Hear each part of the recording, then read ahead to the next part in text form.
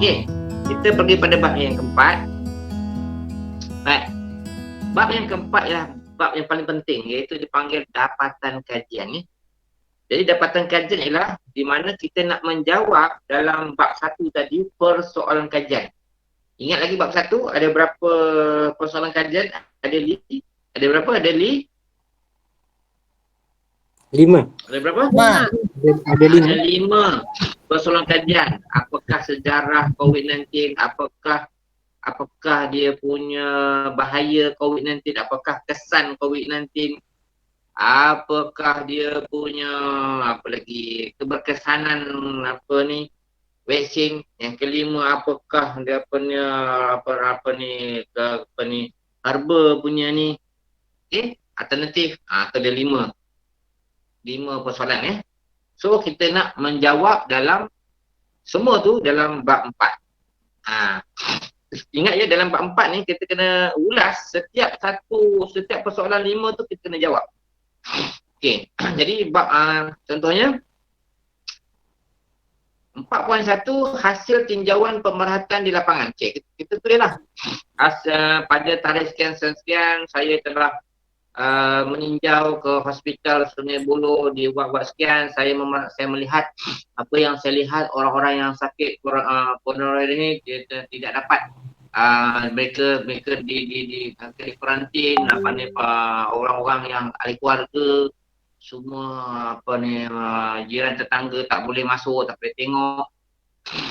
Mereka semua dikurung lah dalam wad itu ya. Saya tinjauan. Saya merhatikan keadaan ini. Paling tidak pun sebenarnya kita pihak hospital harus memberikan peluang kepada ahli keluarga untuk bercakap, menelpon supaya meningkatkan motivasi, memberi semangatnya supaya memberi kalau tak boleh masuk pun kita berilah peluang untuk telefon macam penjara. Setiap pesakit tu diberi peluang untuk telefon supaya kita boleh, kerana rawatan juga berdasarkan motivasi, boleh memberikan mereka semangat untuk cepat sembuh dan sebagainya. Ini pemerhatian tinjauan. Apa yang tuan-tuan nampak, apa yang tuan-tuan lihat, tuan-tuan ulas.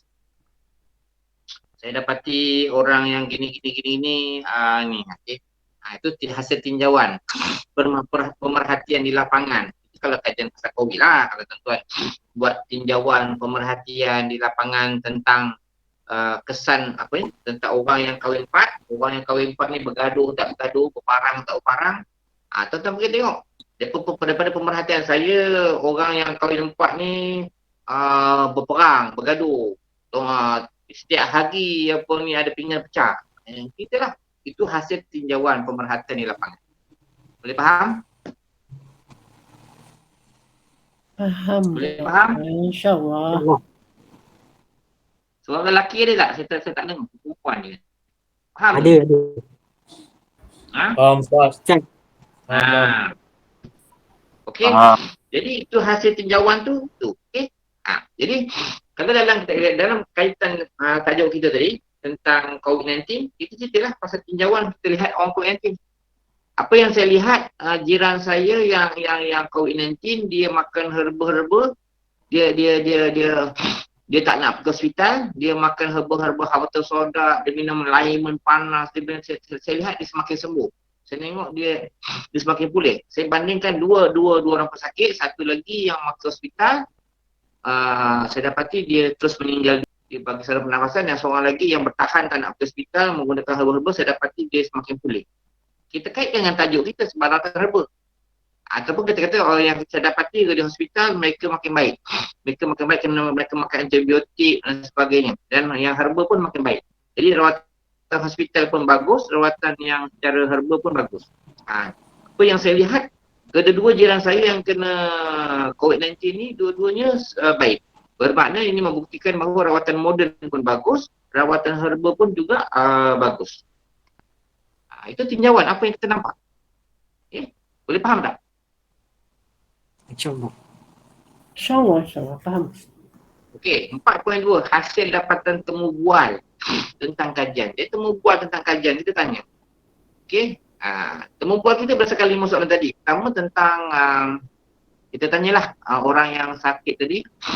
Ya, secara umum kita simpulkan 5 soalan tadi. Okey, kita tanyalah.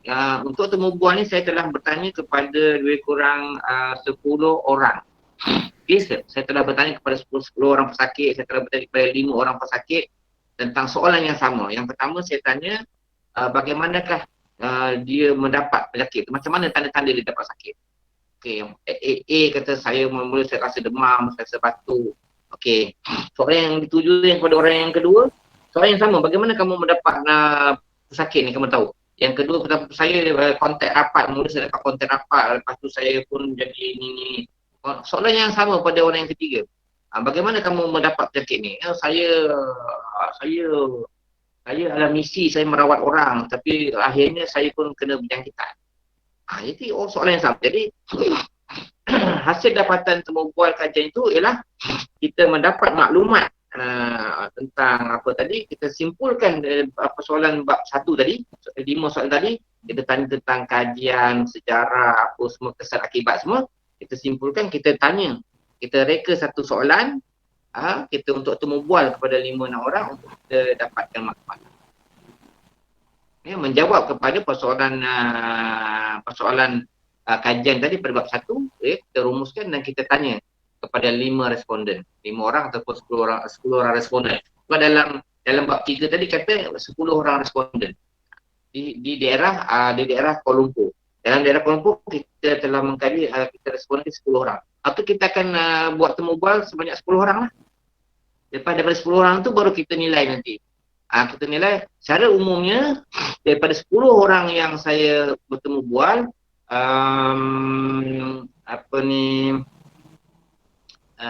orang mengatakan bahawa mereka mendapat sakit ni daripada jangkitan daripada rakan, daripada ini.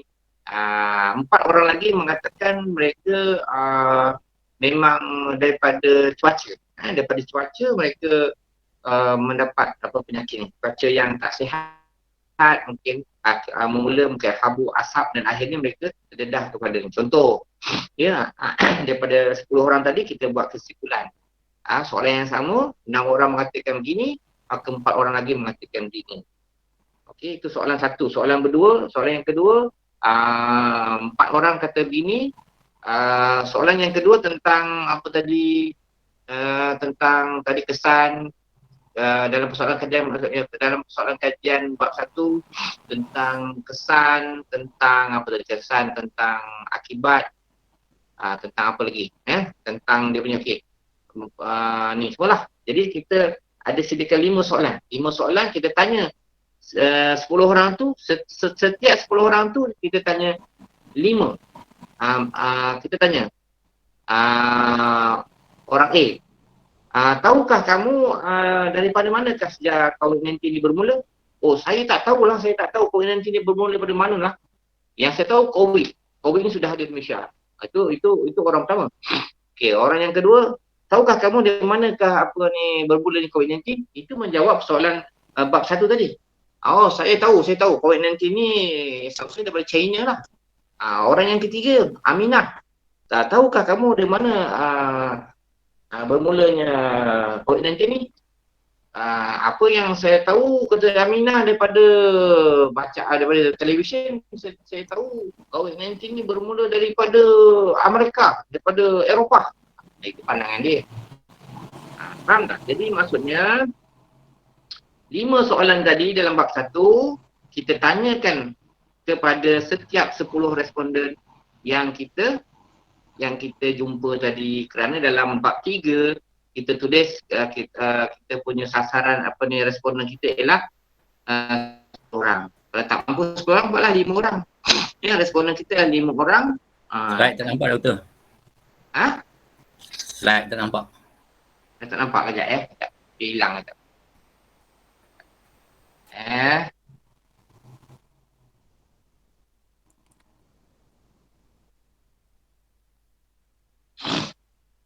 Sekejap. Passwordnya silap.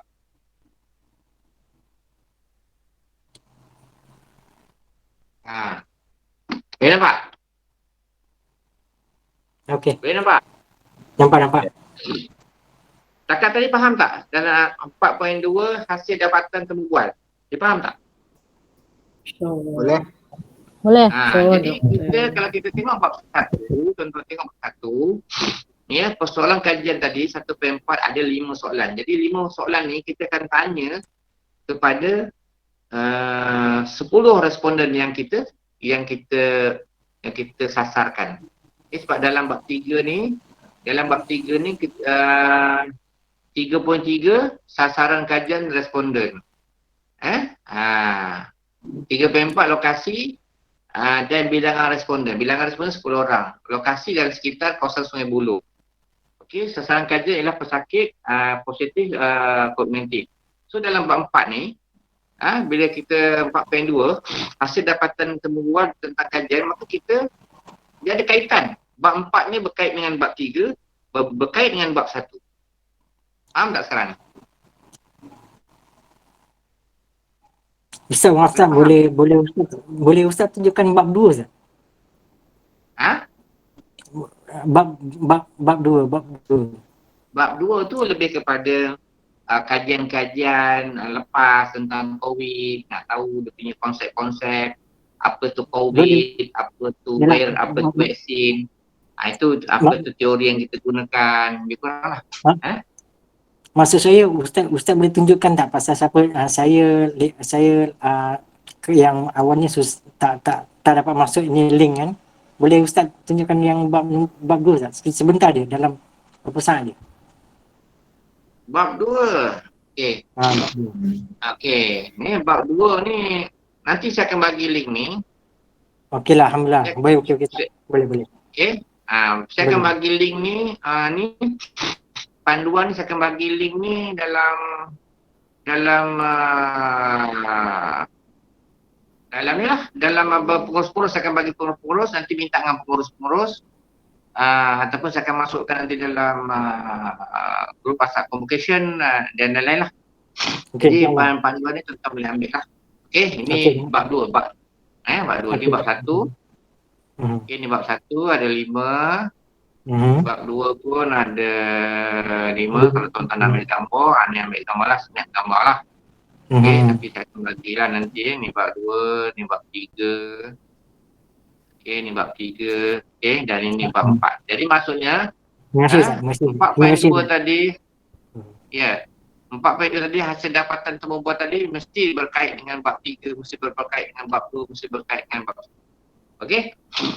So sekarang kita nak pergi pada 4.3, hasil dapatan kajian rujukan pelbagai bahan bacaan. Jadi hasil dapatan kajian rujukan pelbagai bahan bacaan dia sama. Ini berkait dengan bab 2. 4.3 ni sebab dalam bab 2 tadi kita ada kajian dalam negeri 2.2, 2.3 kajian luar negeri. Kita dah tahu banyak apa doktor-doktor apa ni berhujah tentang COVID, doktor dalam negeri, doktor luar negeri, 2.3 kajian luar negeri, kajian dalam negeri. So dalam bab 4 tadi ni 4.3 hasil dapatan kajian rujukan pelbagai bahan sumber kita kaitkanlah daripada bahan sumber bacaan yang saya dapati bahawa dia mesti menjawab soalan bab 1. Okey, hasil kajian tadi kita dapat jawapan daripada temu bual ya. Hasil kajian rujukan pelbagai sumber bahawa COVID-19 ni bermula daripada Wuhan. Okey, satu bab. Satu perenggan. Kemudian yang kedua tadi COVID-19 ni apakah kesan sampingan daripada adakah dia bahaya ke tak bahaya. Okey, daripada kajian rujukan bahawa COVID-19 ni sangat bahaya kepada kita menjawab soalan yang nombor 2, dia bahaya kepada kita kerana dia boleh menyekat pernafasan kita dan pernafasan kita boleh sempit dan orang akan sesak nafas dan akhirnya orang akan kurang oksigen dan akhirnya orang mati. Dan orang akan batuk, bila batuk yang kuat dia akan menyebabkan jangkitan virus dan bakteria dalam paru-paru dan akhirnya jangkitan kuman kepada darah dan akhirnya dia boleh mati. Sangat bahaya. Itu menjawab pada persoalan yang kedua tadi, ya. Okey, persoalan yang ketiga kesan. Kesan dia jadi bukan saja bahaya tetapi kesan. kepada diri dia apa semua, anak-anak keluarga. Okey, menjawab yang keempat, adakah vaksin berkesan? Daripada bacaan rujukan saya dapati bahawa vaksin ni memang bagus tetapi ada kelemahan-kelemahan yang bla bla bla bla. Menjawab soalan yang kelima, adakah rawatan herba tu bagus? Daripada dapatan menjadikan bahawa menggunakan habatus sauda, dia ada kajian makmal di Amerika membuktikan bahawa habatus sauda tu ada kandungan begini dan dia bagus untuk merawat COVID dan menyebabkan kuman-kuman mati. Begitu juga rawatan menggunakan air minuman cengkeh, dia ada sejenis bahan dalam tu yang boleh membunuh dan boleh melapangkan pernafasan bla bla bla bla. Itulah hasil dapatan kajian berdasarkan bahan rujukan, tetapi menjawab dalam bab satu. Menjawab dalam bab satu ni, persoalan kajian 1.4. Faham tak?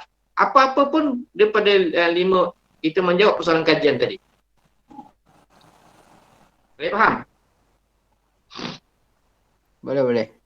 Jadi 4.1 kita menjawab berdasarkan kepada pemerhatian. 4.2 kita menjawab persoalan kajian tadi berdasarkan kepada temu bual. 4.3 kita menjawab berdasarkan rujukan berbagai sumber. Kita kaitkan dengan bab 2 Kita kaitkan dengan bab 2. Dalam bab 2 ni, kajian dalam negeri, luar negeri dan sebagainya. Dan 4.4 ialah kajian teori yang digunakan. Okey, kajian teori. Dalam bab 2 tadi saya dah katakan kita ada teori yang kita gunakan, 2.4 tadi teori yang kita gunakan. Contohnya kita menggunakan teori Islam. Berdasarkan pada teori Al-Ghazali bahawa sesuatu masalah itu satu ujian daripada Allah Ta'ala. Yang pertama, kita mestilah sabar. Yang kedua, bila kita datang satu masalah, kita mestilah menjaga kebersihan. Islam amat menekankan kepada kebersihan. Yang ketiga, sebagaimana dia punya dalil ni mengatakan kebersihan itu sebaharu daripada iman. Contoh, teori Al-Ghazali juga mengatakan bahawa untuk mengatasi masalah ini mestilah mendekatkan diri kepada Tuhan dengan membanyakkan mengaji, sembahyang, berdoa, kerana dia merupakan satu terapi yang boleh ini bla bla bla. Itu teori Islam. Jadi teori ini kita jawab dalam 4. Kita kat sini tadi, kaitan teori yang digunakan dengan hasil dapatan kajian. Kita kaitkan teori. Berdasarkan teori Ghazali ini. Kemudian 4.5 rumusan dapatan kajian secara menyeluruh. Mana kita dalam bab 4 ni, bab 4 ni bab yang sangat penting sebab bab 4 adalah bab dapatan kajian. Kita simpulkan keseluruhan dapatan daripada pemerhatian, daripada temu bual, daripada kajian rujukan berbagai sumber bahan bacaan, daripada teori. Maka kita simpulkan bahawa kita jawab bab 1 tadi, bahawa terbukti bahawa rawatan alternatif juga adalah sangat baik. Rawatan alternatif menggunakan herba-herba terbukti menyokong dan juga sebagai satu alternatif pilihan kepada masyarakat. Okey, boleh digunakan selain daripada rawatan moden.